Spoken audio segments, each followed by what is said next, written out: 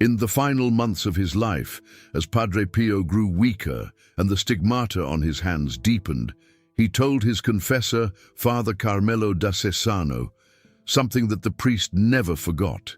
He said, "There is one sin I have seen in nearly every soul that has ever come to my confessional, and almost no one confesses it, not because they are hiding it, but because they genuinely do not know they have it." He paused for a long moment, and then he said, "They think it is something else. They call it sadness, they call it disappointment, they call it righteous pain, they call it justice. But when I look at the soul, when I see what it truly is, the color is unmistakable." Father Carmelo asked him what color it was. Padre Pio looked out the window toward the hills of Gargano before he answered. "What he described next will stay with you for the rest of your life. And I genuinely believe, that if you are watching this, there is a reason you are watching it today. I want to talk to you about something that most Catholics never bring to confession, not because it is too shameful to name, though it can feel that way when it is finally seen clearly, but because they genuinely do not recognize it for what it is. They dress it in the language of fairness, they wrap it in the logic of comparison.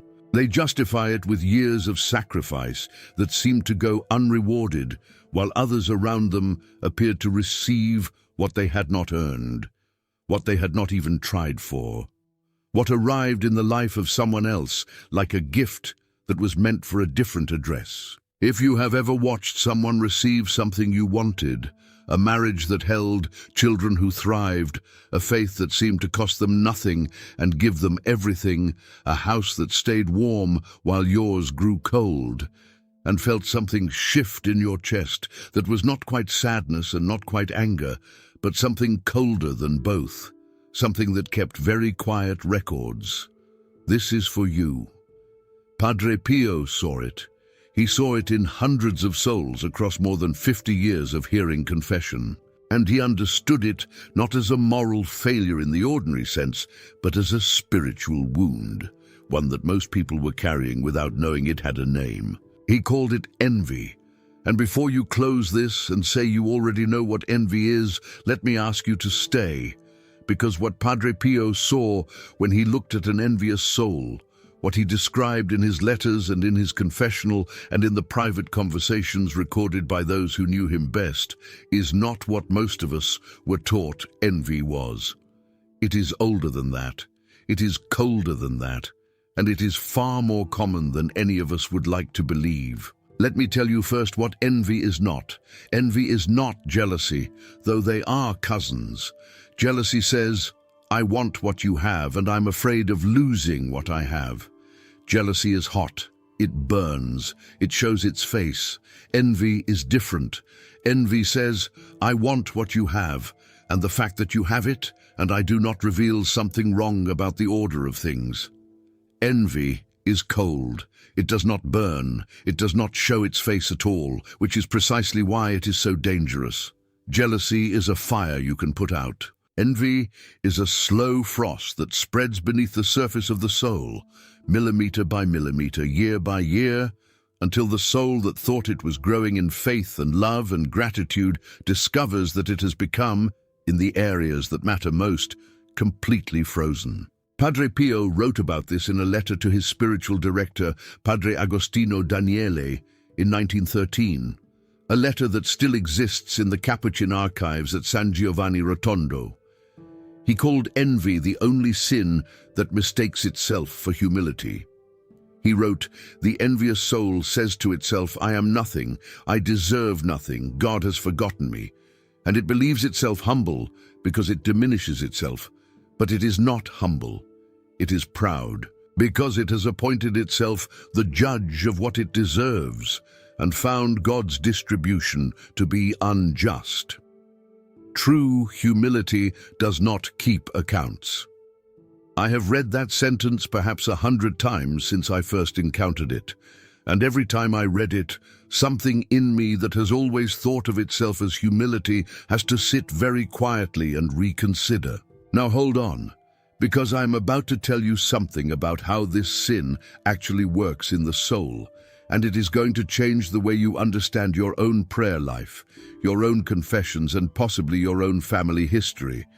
But first, I need to tell you about a woman named Rosaria. In September of 1959, a woman named Rosaria Ferrandino made the journey from Naples to San Giovanni Rotondo to attend Padre Pio's Mass, and if God permitted, to go to his confession. She was 54 years old. She was a seamstress, the daughter of a seamstress, and she had the hands that came with it, precise, a little rough, accustomed to small, exacting work. Her husband, Gennaro, had died 2 years before of tuberculosis, after 8 years of illness that had slowly consumed him and everything around him, including the savings, including the energy, including the plans they had made when they were young. She had 3 children: Pietro, who was 24 and worked in a factory on the outskirts of Naples; Assunta, who was 20 and worked as a shop assistant; and Carmelo, who was 16 and still in school, the youngest, the one who had his father's eyes. She had managed. She was proud that she had managed. That was important to her. She had not collapsed. She had not asked for help from anyone who was not required to give it. She had kept the children fed and housed and in school for as long as school was possible, and she had done it with her hands and her rosary and whatever strength God had seen fit to keep replenishing, which he had. She was grateful for that. She told herself she was grateful for that. But she had not come to San Giovanni Rotondo because of grief in any simple sense. She had come, she told herself, because Father Benedetto at her parish in Naples had strongly suggested it. She had not asked him why. She assumed it had to do with Gennaro's death, with the process of healing from 8 years of caregiving, followed by the strange emptiness of loss. She was wrong about that, but she did not know she was wrong yet. Rosaria had a cousin named Filomena. They had grown up together in the same neighborhood in the Quartieri Spagnoli, the daughters of 2 brothers who shared a courtyard and a complicated history. They had been close as girls. Filomena was 2 years older, a little taller, with a way of entering a room that made people turn their heads, not out of vanity, but out of warmth. She had always had that quality of making the room slightly better by being in it. Filomena had married a fabric merchant from Salerno named Camillo Esposito when she was 22. Camillo had been steady and had eventually prospered, not extravagantly, but solidly. By the time Rosaria arrived in San Giovanni Rotondo in 1959, Filomena lived in a house in Salerno with a proper garden and a staircase that did not creak. Her 3 children all attended good schools. She wore a coat in winter that Rosaria recognized immediately as purchased rather than sewn, which was not a sin, but was something Rosaria noticed with a specificity she did not examine too carefully. Filomena attended Mass at a beautiful church, the kind of church where the light came through actual stained glass rather than painted plaster. She gave generously to the parish poor fund. Rosaria knew this because Filomena mentioned it, not with pride exactly, but in the way that people mention things they are genuinely glad about. And Filomena always asked about Rosaria. Always, every visit, every letter, every telephone call in the later years, when telephones became more common. How are you managing? How are the children? Is there anything I can do? Rosaria always said she was fine, because she was fine. She was managing, she had always managed.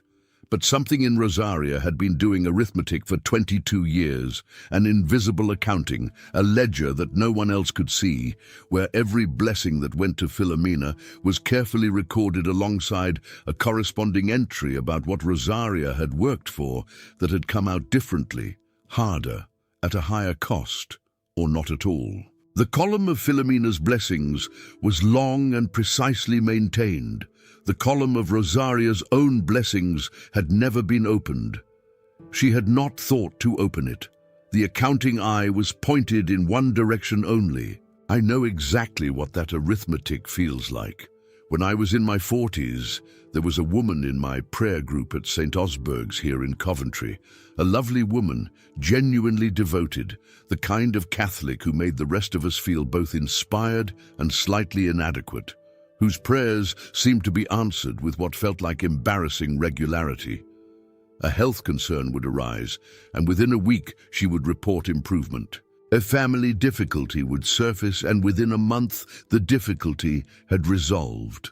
I watched this for years, and I told myself I was grateful for her. I told myself repeatedly. But if I am going to be honest with you, which is all I know how to be after everything I have lived through, I was not fully happy for her. I was bewildered, and underneath the bewilderment was something colder and quieter, something that kept its own records and never closed its ledger. Rosaria sat in the confessional at San Giovanni Rotondo and waited. When Padre Pio slid open the grate, she began to speak.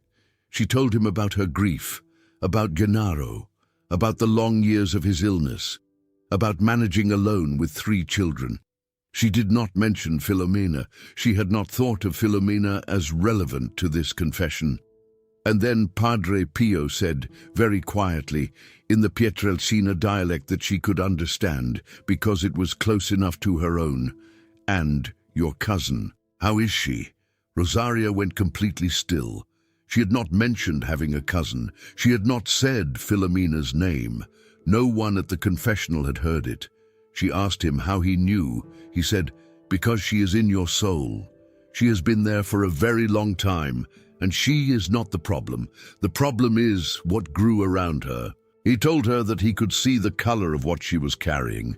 He described it the way a painter describes a specific pigment, precisely, without softening, but also without condemnation. He said it was gray-green, not the green of spring, or the green of growth, or the green of anything living in sunlight. The green of something left in a dark, damp place too long. The green of mold on stone in a cellar that has not seen light in years. He said it did not look the way most sins looked when he saw them in a soul. Most sins had heat, they burned. They showed up as wounds, as dark areas that were clearly damaged and clearly knew they were damaged. Envy was different. Envy had no heat. It was cold, and it did not appear as a wound. It appeared as a covering, a slow spreading growth like lichen on ancient stone that attached itself to the surface of the soul and then gradually, imperceptibly, moved inward. He had seen it in souls for over 50 years, and he said, and this was the part that silenced her, that it was the most common thing he had ever encountered in a confessional in his entire ministry, more common even than impurity, more common than dishonesty, more common than pride in its obvious forms, but that in all those years he could count on one hand the number of people who had come to him and named it, because they did not know they had it, because they thought it was something else. Now, before I go further, let me tell you something about how this sin works in the soul, because Padre Pio understood this in a way that I have never heard explained from a pulpit, and I have been attending Mass for 62 years. Envy operates in 4 stages. These stages were described across several conversations with Padre Pio's spiritual director, and the notes from those conversations still exist at the friary in San Giovanni Rotondo. The first stage is comparison. This is where envy always begins, and it does not begin in sin. Comparison is a natural act of the human mind. When we are children, we compare ourselves to other children instinctively. When we are adults, we compare our lives to the lives around us. This is not inherently sinful. The comparison becomes dangerous when it is fueled by pain rather than curiosity. When the question shifts from how did they do that, which is a question of admiration and learning, to why did they get that and not me, which is a question that is really a protest. That shift, that single pivot, is the door through which everything else enters. The second stage is what Padre Pio called substitution.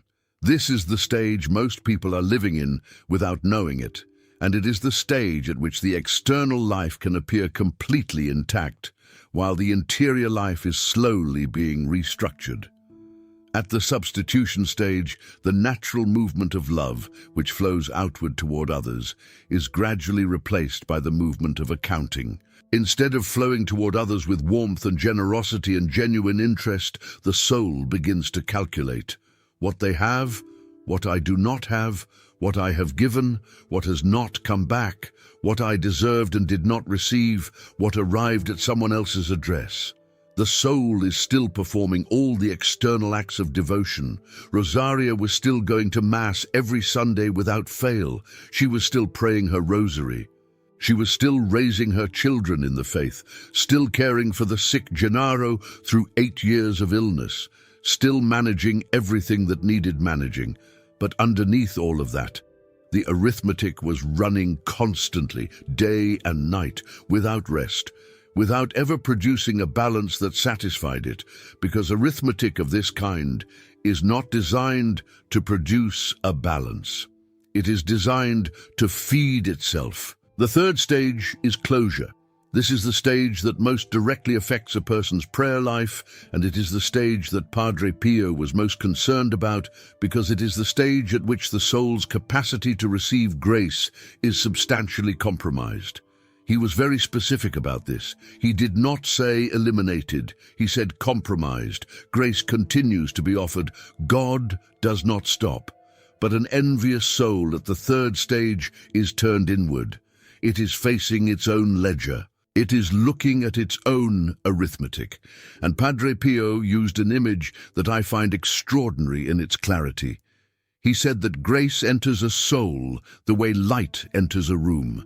The room must be open to the light. The soul must be turned toward what is coming in. But a soul consumed by the third stage of envy is facing in the wrong direction. It is looking inward at the records it keeps. And a soul facing inward cannot simultaneously receive what is coming from outside. The posture is wrong. The orientation is wrong. And the longer the soul remains in that orientation, the more natural it feels, until the soul forgets that it was ever turned toward the light at all. Hold on, because what Padre Pio revealed next is the part that most of us are completely unprepared for. He told Rosaria something in that confessional that she had never in 22 years of arithmetic imagined was possible. And I want you to be sitting down for this. He told her that he could see her husband Gennaro, not merely that Gennaro existed somewhere in the mercy of God, which is what priests usually say to comfort the bereaved. He said he could see him in the way that Padre Pio saw things that others could not see, and he said that Gennaro was in purgatory and that he had a clean conscience. Gennaro had made a final confession before he died, and his own account was in order. But Gennaro was being slowed, not by anything of his own, but by the prayers that Rosaria was sending him, not because the prayers were wrong, not because the prayers were invalid, but because the soul sending those prayers was partially blocked at the third stage of envy. The prayers were arriving, Padre Pio said, the way water arrives through a pipe with debris in it. The flow was there, but the pressure was wrong. The volume was reduced. Every rosary she had prayed for Gennaro, every novena, every mass she had offered on his behalf, they had all been sent, and none of them were lost. But they were arriving diminished because they were passing through a soul that was not fully open. And Gennaro, he said, had been watching and waiting and praying for her in return. Two souls praying for each other's liberation across the distance between this world and the next, while one of them remained partially blocked by a sin she did not know she had. That is the third stage of envy. The fourth stage, Padre Pio called metastasis, borrowing the word from medicine, from the spread of illness from one location to another. At the fourth stage, envy no longer stays contained to the person and situation that originally provoked it. What began as arithmetic about Philomena, about this one cousin with her coat and her garden and her living husband, begins to color everything. The soul at this stage develops a kind of involuntary expertise in noticing what others have that it does not have. Not just Philomena now, but everyone. The neighbors' children, the women at church who seem to have faith without effort, the priest whose homilies come easily, the saints whose lives seemed blessed from the beginning. At the fourth stage, the soul experiences a progressive narrowing of gratitude, not because the blessings have stopped coming. Padre Pio was insistent about this. God never stops offering, but because the accounting eye can no longer register its own column, it can only see the other column, the column of what others have been given, and a soul that cannot see its own blessings cannot receive the next ones either. It is a soul locked in a treasury that has forgotten it is inside the treasury, locked in abundance, experiencing only scarcity. Rosaria sat in silence for a very long time after Padre Pio had finished. She was not weeping yet. She told her children later that she was not weeping because the words had not yet finished landing. It was like watching something fall from a great height. You can see it falling before it reaches the ground.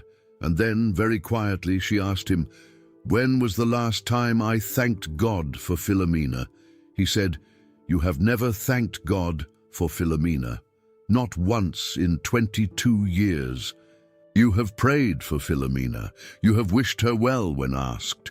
You have attended her wedding and kissed her children and sent gifts at Christmas. But you have never once turned your face to God and said, 'Thank you for what you gave to my cousin. Thank you for her coat. Thank you for her husband. Thank you for her garden.'" He said, "This is not a condemnation. It is a diagnosis. And there is a path back."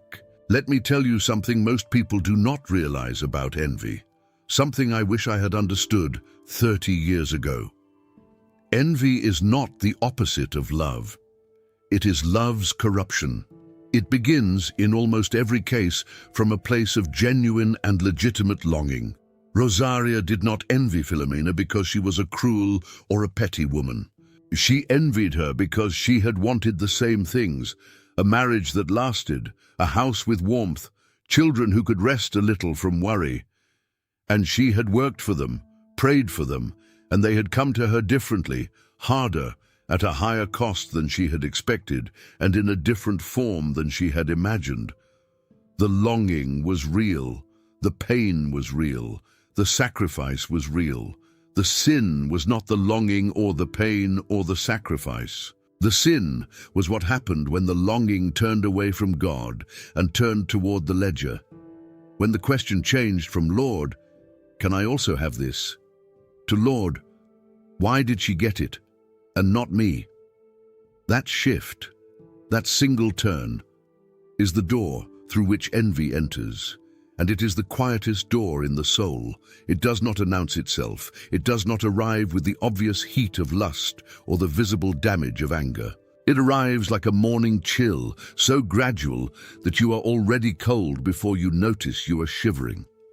Padre Pio told her that the mistake most people make when they finally discover they have been carrying envy is to try to feel less, to suppress the comparison, to tell themselves they should not be comparing, that it is wrong to compare, that they should simply be grateful.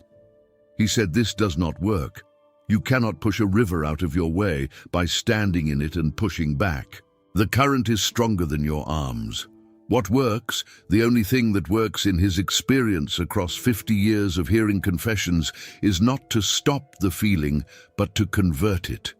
To take the energy of envy, which is considerable, and redirect it. Not to dam the river, but to change the direction of the riverbed.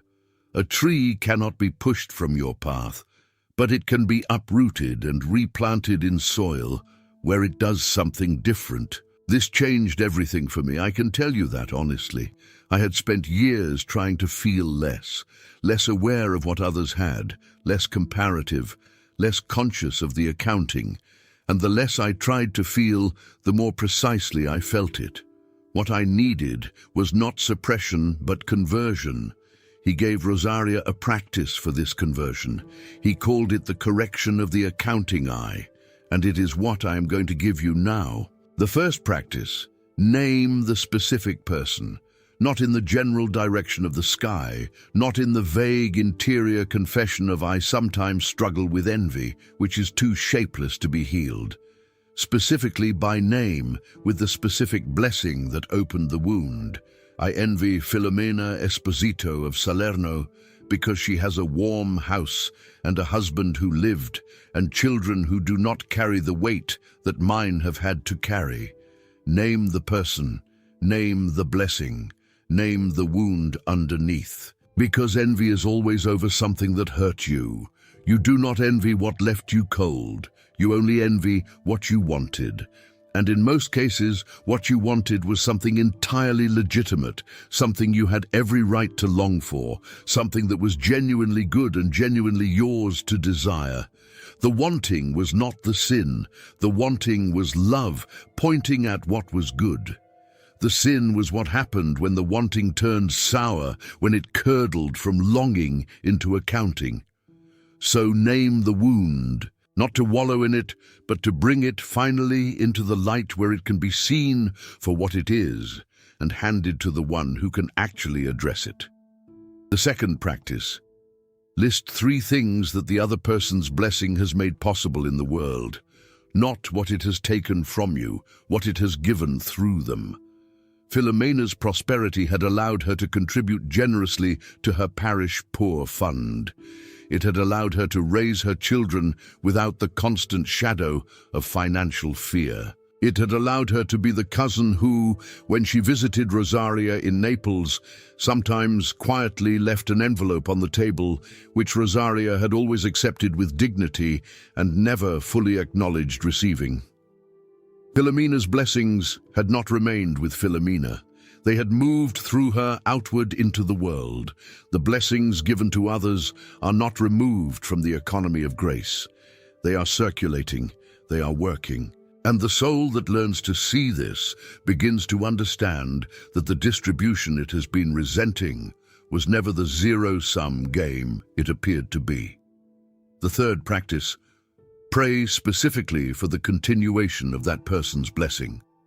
Not a prayer for their general well-being, not the obligatory "God bless Philomena" said through barely unclenched teeth. Something specific and deliberate. Lord, multiply what you have given to Philomena. Increase her joy. Let her house remain warm. Let her children prosper even more than they have. Padre Pio was very clear that this prayer need not feel genuine at first. He said that the will must lead where the feeling is not yet willing to go. The act of blessing the person you have been accounting against is itself the beginning of the conversion, because the soul that genuinely prays for another person's blessing cannot simultaneously resent that blessing. The two postures are incompatible. One of them will yield to the other, and the one that yields, in Padre Pio's experience, is almost always the resentment. Not immediately, not without effort, not without some mornings of praying the blessing through clenched teeth while the feeling remains cold. But the act shapes the interior eventually. The heart follows what the will repeatedly chooses. Rosaria told Assunta later that the first time she tried to say that prayer for Philomena, no sound came out. She opened her mouth and closed it again several times. She sat in silence for what felt like a very long time, and then, slowly, she said it. Lord, multiply what you have given to Philomena, increase her joy. And she said it was the strangest sensation, as if something very old in her chest cracked slightly, like ice beginning to break in spring. Not a flood, just a crack, a first sound. The fourth practice: turn the accounting eye deliberately toward your own column. The soul consumed by envy has spent years developing an involuntary expertise in tracking what others have been given. It is genuinely skilled at this. Padre Pio told Rosaria that the accounting capacity itself was not the problem. It was a capacity God had given her. The problem was that it was pointed in only one direction. He told her to write down, literally with a pen on paper, not just think but write, 3 things that God had given her that Philomena did not have, not to reverse the comparison, not to find new grounds for satisfaction that others lack, but to train the attention to see what had been there all along, but never registered because the eye was always looking the other way. Rosaria wrote 3 things.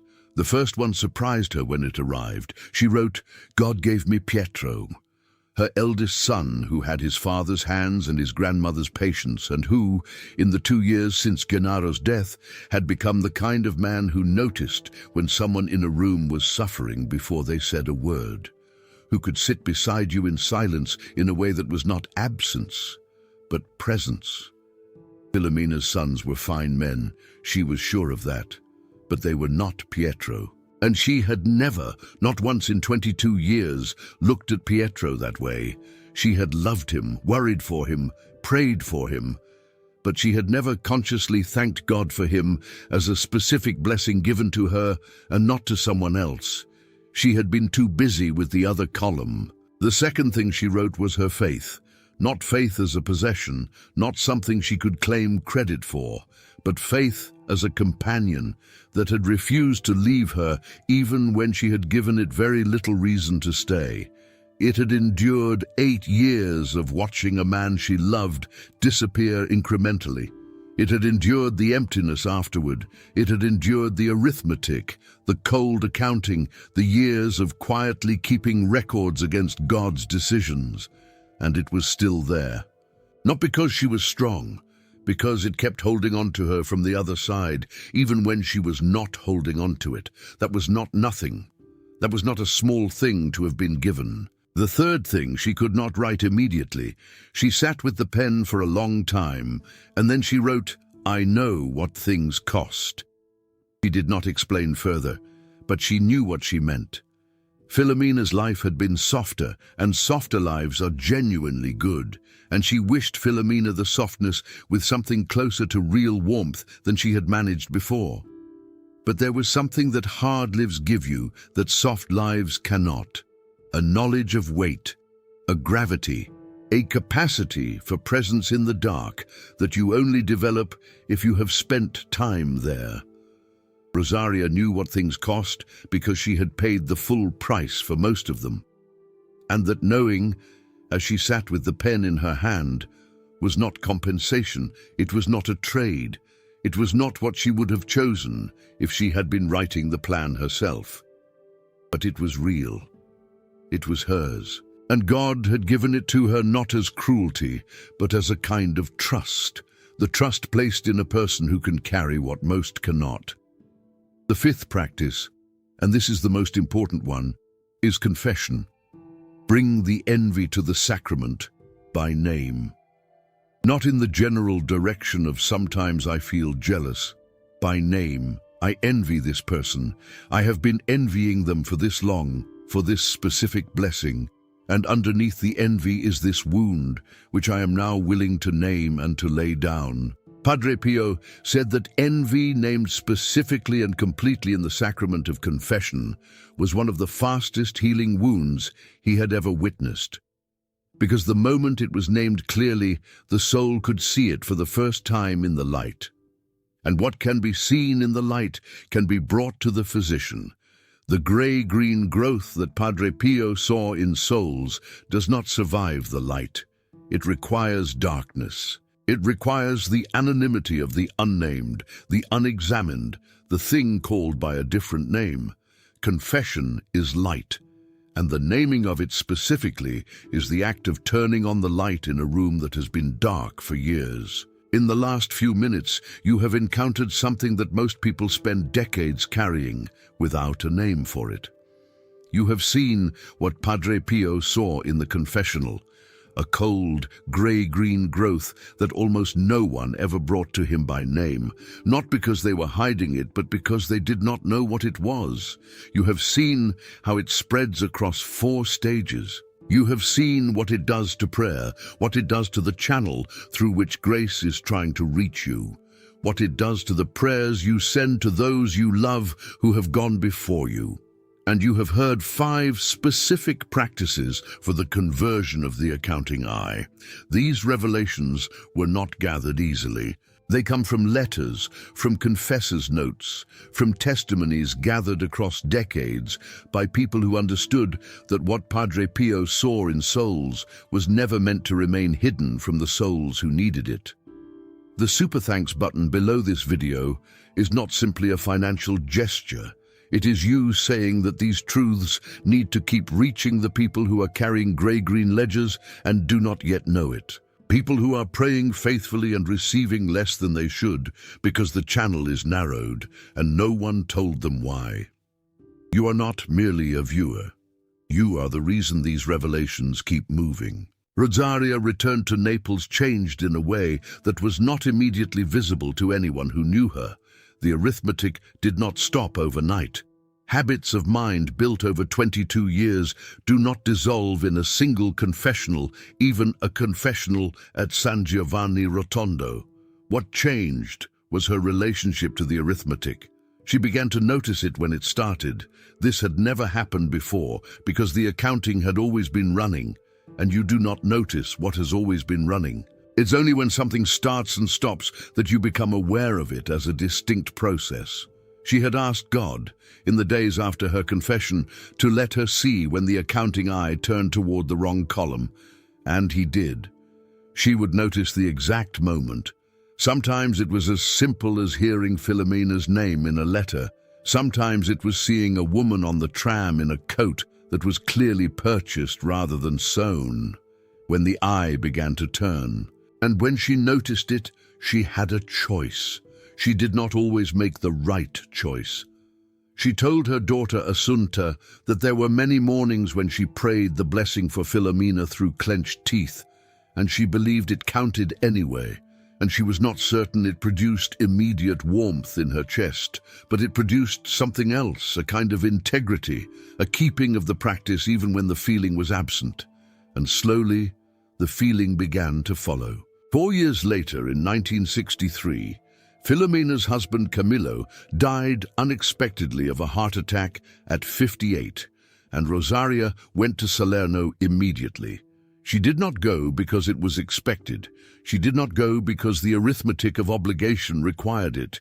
She went because she wanted to go, because she understood, for the first time with clarity, that Filomena was not her competition. Filomena was her cousin, which meant Filomena's loss was her loss too.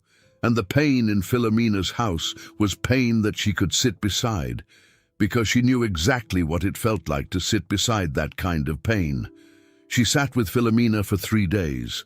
She slept in the guest room and made coffee in the morning and sat in the kitchen in silence with her cousin, who did not need words, who needed only the company of someone who also knew what things cost. And at some point on the second afternoon, Filomena looked across the table at her and said, "You are the only one who understands. Everyone else tells me he is in a better place. You just sit here." And Rosaria said, "I learned how to sit here." She did not say from whom, but she knew. Let me tell you what happened to Gennaro. Padre Pio had told Rosaria in the confessional that her prayers for her husband were arriving diminished because the soul sending them was partially blocked by the 3rd stage of envy. He had told her that the prayers already sent were not lost. They had accumulated. They were waiting for the channel to open. And he had said something else, which her son Pietro recorded in a letter written in 1971, 12 years after his mother's confession.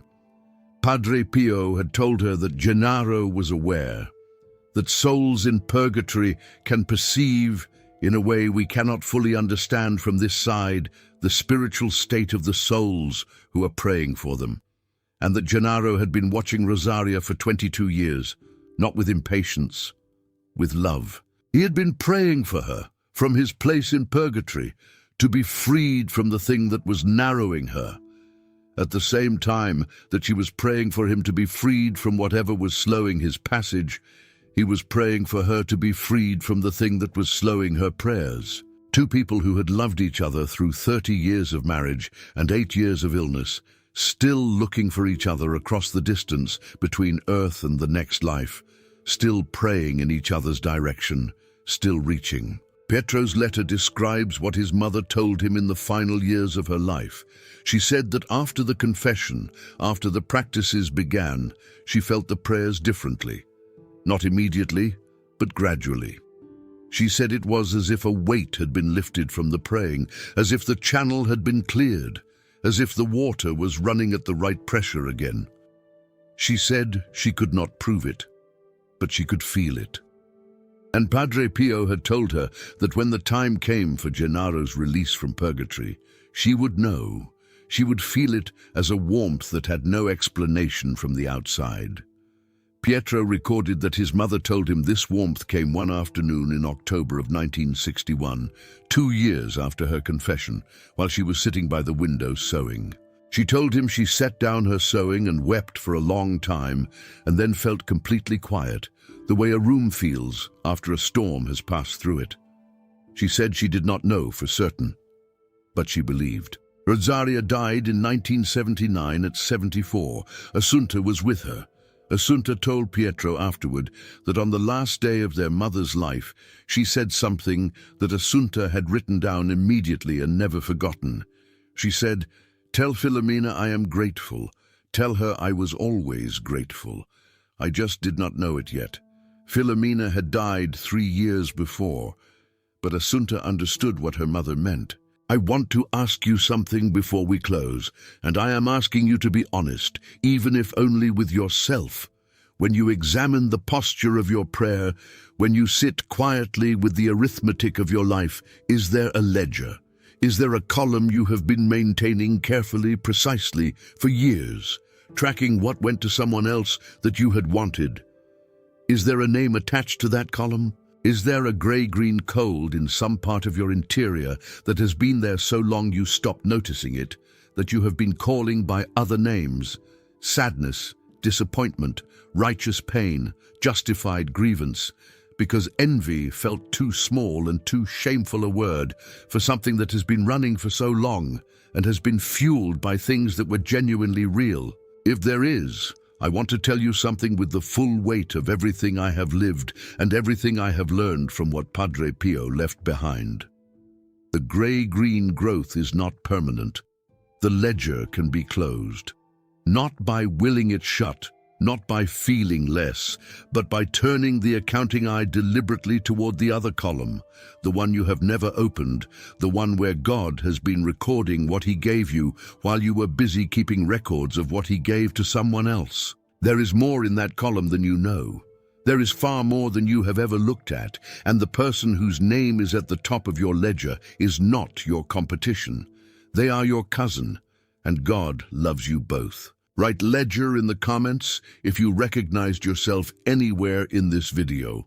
And if you have ever managed to pray genuinely for the blessing of someone you had been quietly envying, if you have ever gotten to the other side of that prayer, tell us what happened in the comments. I believe your testimony could change someone's life tonight. And if you have someone in your life who has been keeping accounts for a long time and does not know it yet, share this with them. Because sometimes the most important thing we can do for another person is to give them the right word for what they are carrying. And now, finally, they have it.